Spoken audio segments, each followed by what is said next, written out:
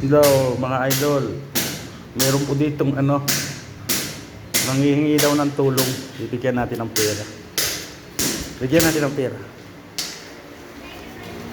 Ayan po. Para saan po yan? Pabili pagkain. Pasensya ka na dito ha. Kasi hindi pa kami nagsasahod Oh, ayan Sige. Taga saan po kayo? Badyaw. Kala ko mayayaman ang Badyaw. Yung mayaman po yan na magpakahirap. Tama yun. Sige ko yan. Bili mo lang ng pagkain yan, okay lang. Sige.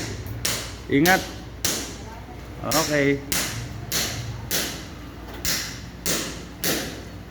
Ayan po mga kaibigan,